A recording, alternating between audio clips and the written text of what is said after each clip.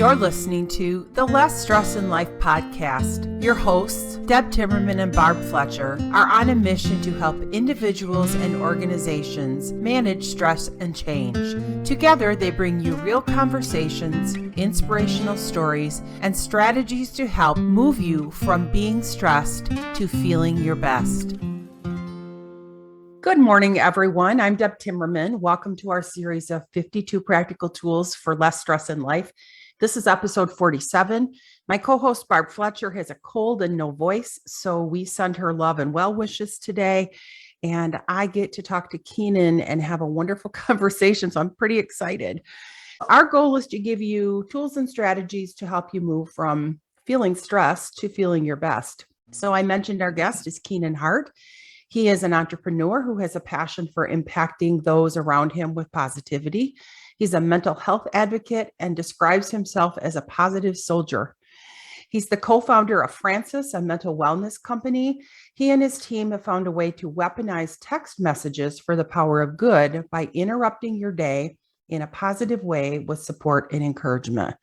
Welcome, Keenan.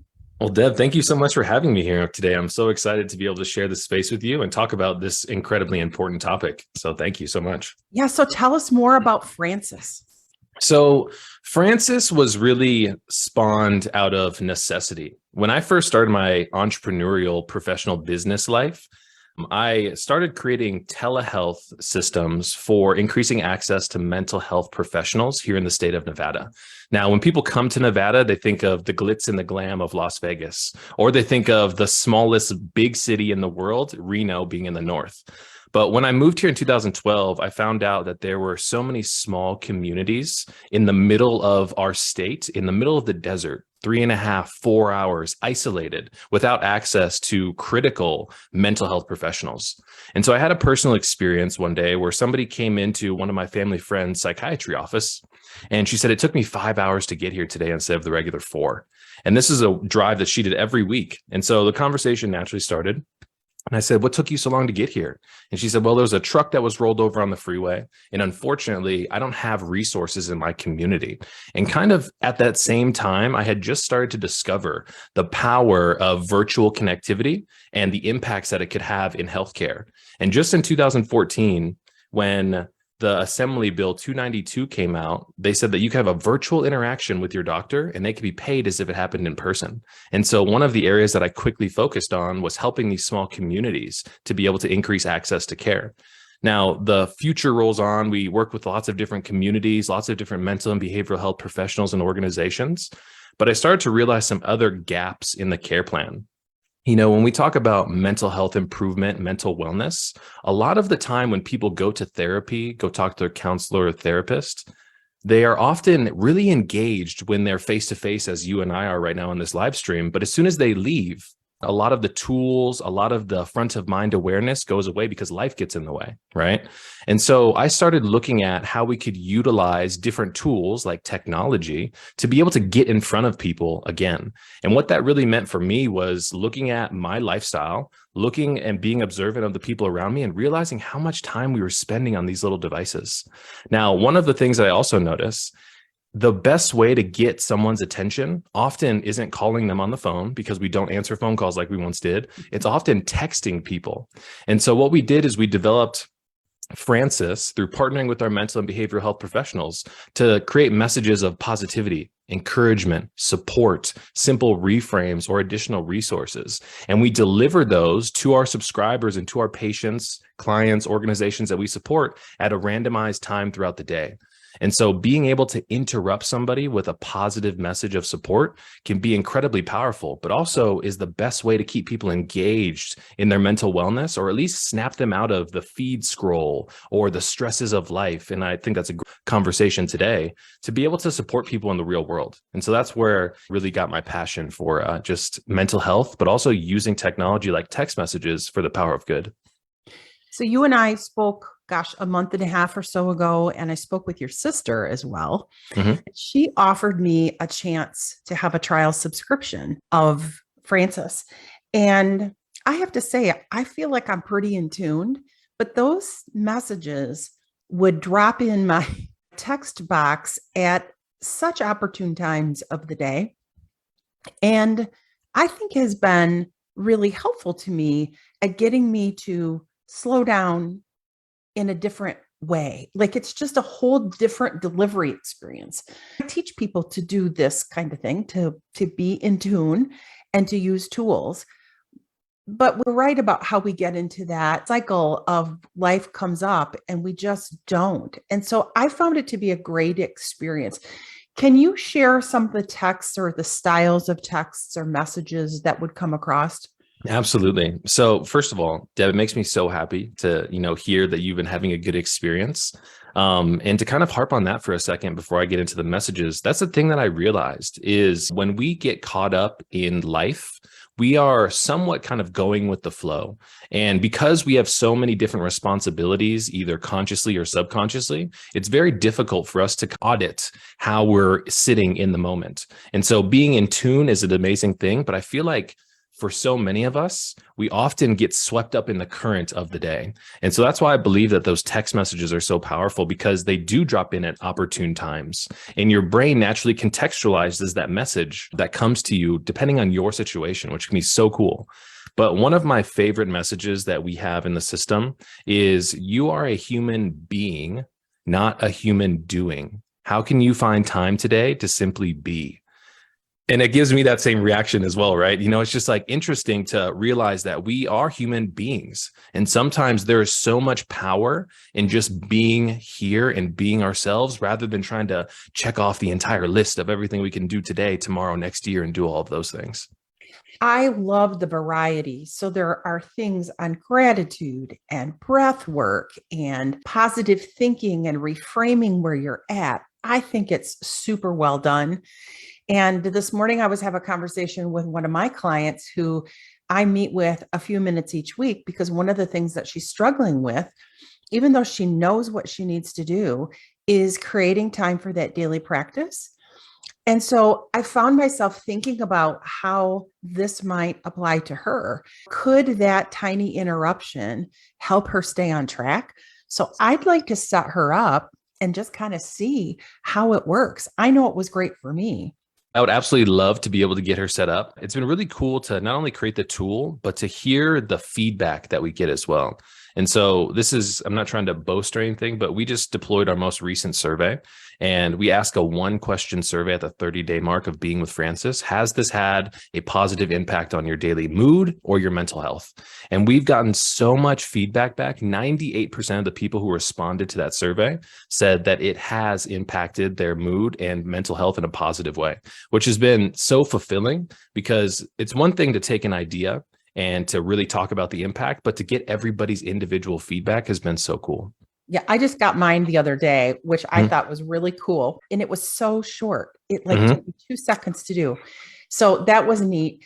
And the other thing I wanted to kind of touch on is this can be interactive, right? Because some of the questions that you ask can elicit a response. So you can actually text back to your team. What happens with those messages? Where do they go? Yeah, so we call that the Safe Place Digital Journal. And so when we were partnering with our mental and behavioral health partners to really create this tool, often our therapists and counselors would say, we can encourage people to journal. And there's so much data out there that talks about the efficacy on our physical and our mental health when we have a safe place to be able to get our thoughts and our emotions out.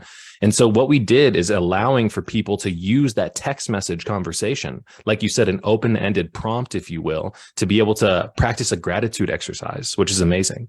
And when they respond back in their text message, that stays on your phone. On our side, we don't even see those, nor do we have an opportunity to read any of those messages. So it's completely safe to you. But the really cool thing that we also did is we made the platform completely anonymous as well. And so there's just a whole bunch of phone numbers in our database. We have no identifying information. We have no email addresses, no names, no last names, no addresses. And so your conversation is completely yours. It's just in a sea of other people who are enjoying the experience with FRANSiS. And so I just think about, once again, like you said, the survey, making things as easy as possible. I have a journal here next to me on my desk, and I have to admit, I take a lot of pride in writing in this thing, but sometimes when it's out of sight, it's out of mind. And so if I can create a tool that allows people to do the same type of thing here, at least I know that I'm putting something in a place where it's as easily accessible as possible. And hopefully that helps people on a daily basis. Let's talk a little bit about why you chose text as the platform.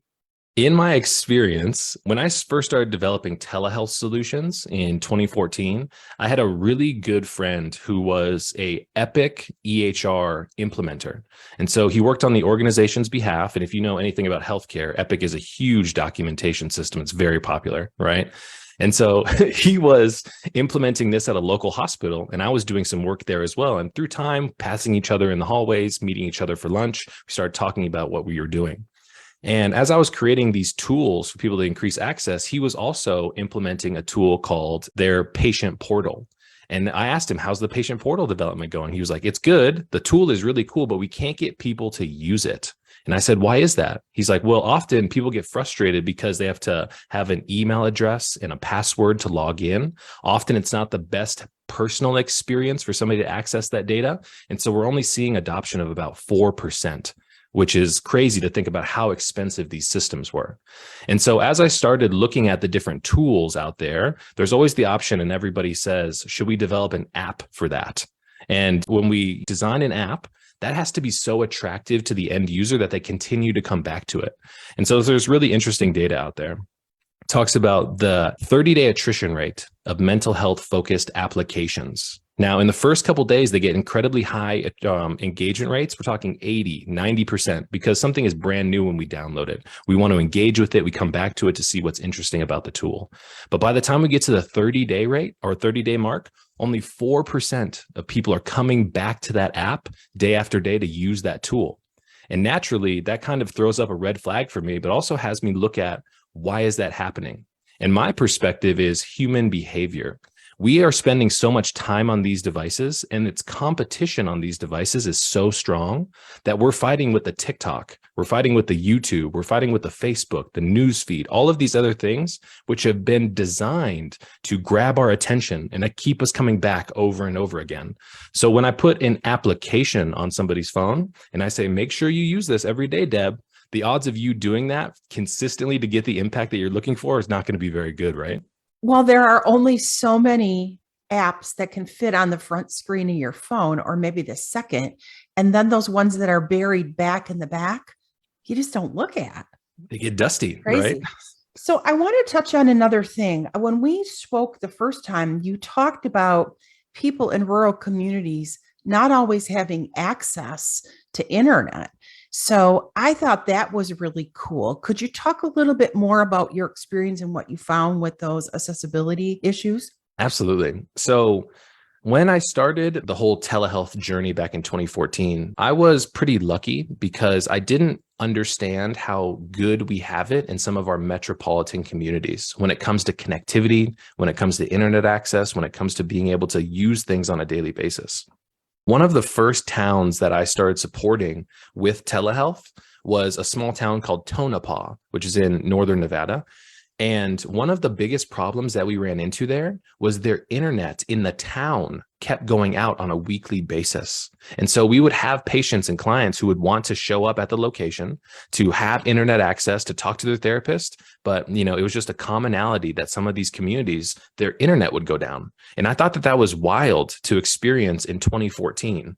How are we in such an age past the millennium where we have people who are not consistently having access to internet?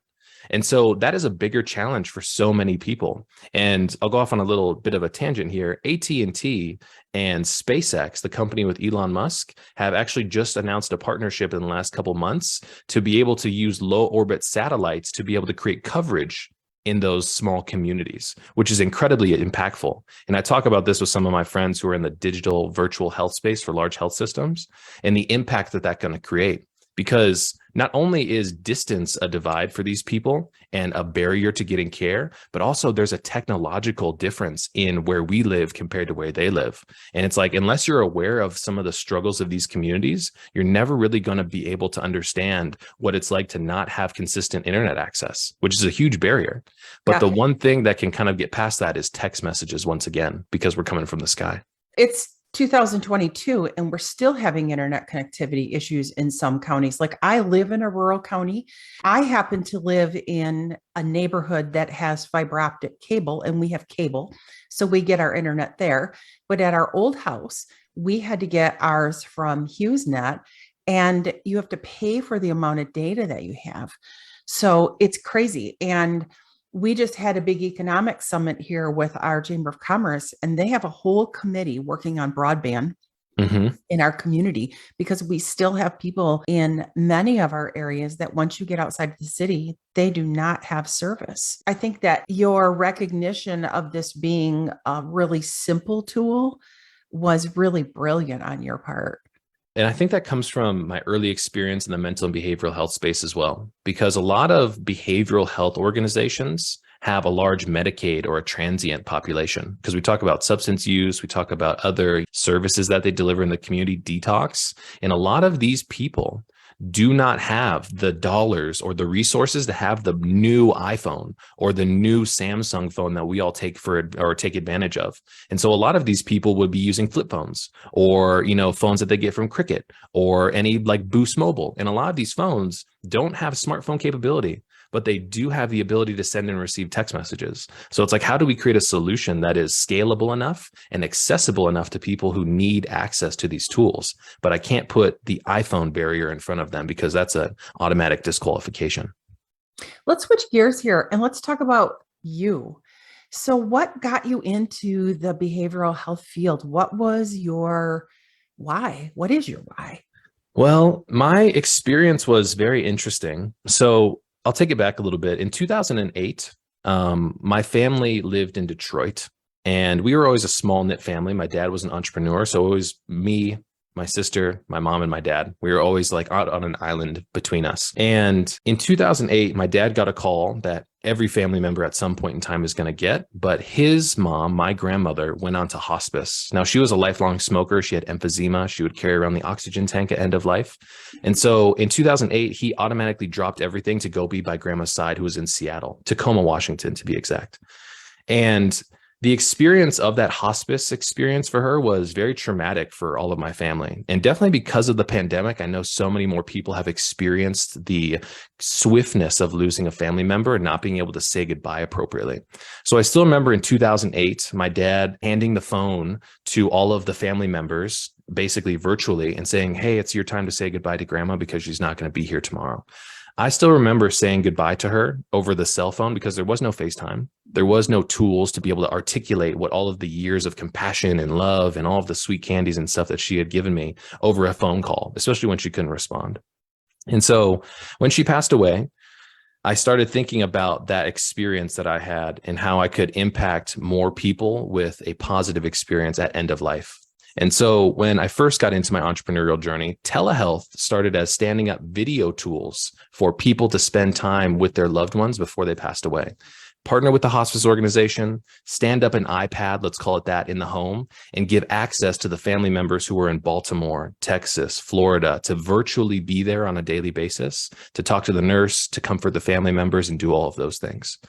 Just so happens, by chance, in one, I would say Monday morning, the CEO of the hospice organization said, "Hey, I want you to come meet a hospital CEO for me because they're having a huge problem getting access to their mental and behavioral health assessments at that time." And so I realized that this tool that we were using for family visitation could play more roles in creating access to resources in my community. And then I had that family experience where that individual came into the office and we started partnering with all the small communities. But more so than that, in 2017, the telehealth business was not exactly proven. I'll just say that. So I'm 3 years into my career and a lot of healthcare organizations are saying, nobody wants to do this, Deb. No patient's ever going to want to meet with their doctor virtually, especially if we can't have surety around that getting paid. We don't know if we're going to do that. And so in 2017, I'm 27 years old and struggling financially, to be transparent, struggling to, have the fortitude to believe in my dream of starting this telehealth business. And I realized that there wasn't a lot that I could control other than my mindset. And so as my New Year's resolution, I started a 365 days of positivity for myself. So I'd hop on Instagram as an accountability tool every day and make a small story. And you would see me come to camera and say, hey guys, today's Monday. It's a brand new week. We have control over what we can do today. Let's take small steps to be positive. Let's have small steps to be encouraging. And as long as we're making progress, we're heading in the right direction.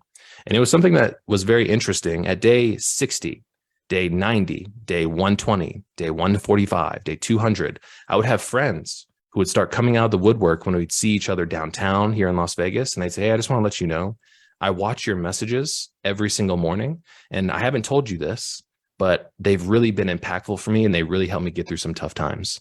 And so I started realizing the power of encouragement, the power of positivity, not only for myself, but for the people around me.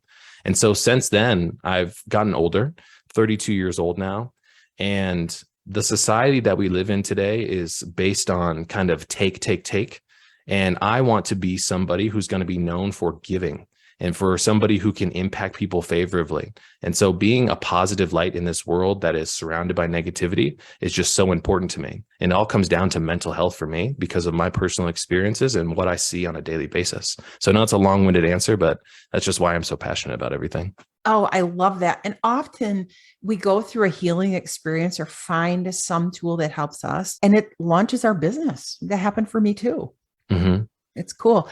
So let's talk gratitude. Gratitude is kind of our theme this month, although shame on us for packing it all into a month, right? Because it really should be all year long. Tell me what your gratitude practice is and how you use gratitude to keep yourself in a positive mental state. I read a book a couple of years ago that was very impactful for me. And it was called The Gap in the Gain. And it talks about, it's amazing, right? And it talks about, for everybody who hasn't read it, talks about a simple philosophy, and I'm going to boil it down here. People who have high achieving mindsets often find themselves in the gap between here and there. And if you know anything about trying to be successful and trying to do the most that you can with your time in life, it's always easy to get here, but it's very much easier to look up and see that now I need to get there. And often we find ourselves in the gap between where we are today and the horizon of tomorrow or our next goal. And sometimes it's so important to be able to deploy gratitude in the ability to look backwards and see how far we've come and see the gain of from where we started to that next checkpoint and that next checkpoint and that next checkpoint and the next checkpoint. And so my practice of gratitude is often looking backwards and seeing that 24-year-old kid who had no idea what he was doing, but he just wanted to help out people when their family members were dying. And then the guy who was thinking about how we could use technology to be able to increase access to mental health counselors and therapists. And then the guy who started developing a tool on patient engagement, and that turned into FRANSiS. And then the guy who's now 32 years old, and I'm still out here kind of, doing what I can on a daily basis to impact people favorably. And now I get to come on this show. And it's just like an amazing journey to be able to appreciate, not looking forward towards what I want to accomplish, but looking backwards at all of those things that I've done to get to here. And that's what gratitude is for me. It's really just giving myself the opportunity to be here now, rather than thinking about what is going to happen in the future or what I can't control. Ben Hardy and Dan Sullivan in that book use an app called the Win Streak. So it really teaches you to look back on your day first and see what your wins are. But I love that you have that ability to look back over time, because it's not just what we do today, is it? It's all those todays that stack up to give us these big, huge steps that we take. I love that. It's a powerful practice. One other thing that I took from that book as well was the practice of 3 wins. So counting up and creating momentum in like, what was 3 wins from today? Well, I got to talk to my parents. Well, I got to, tell my girlfriend that I loved her. I got to take my dog, who's become like a classic on the podcast episodes and live streams that I do. He's here today and I got to spend time with him and take him on a walk. When you have the ability to, I like to use this, the terminology like self-audit where I'm at in the day. It creates so many opportunities to be appreciative and deploy gratitude and just to be happy with what's going on, that when you do that on a daily basis, before you know it, once again, you look back a couple of weeks and you've got a huge list of things to be appreciative for and things to deploy gratitude against. And it just makes momentum in the positive side of life so much easier for me. If folks want to connect with you and sign up for FRANSiS, how do they do that? Where do they find you? Yeah, so you can come to FRANSIS.us. We like to say US because it's all about us at the end of the day.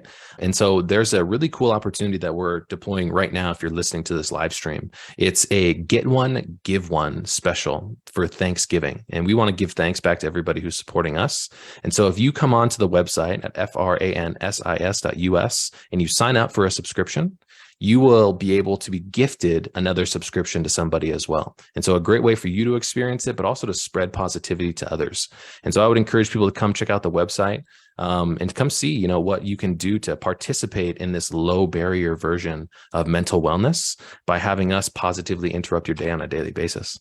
And they can also connect with you on LinkedIn, correct? LinkedIn as well. So you can find me, Keenan Hart, KEENANHART. I've got a gorilla in the front of my name and a purple heart at the end because the gorilla for FRANSiS is our logo.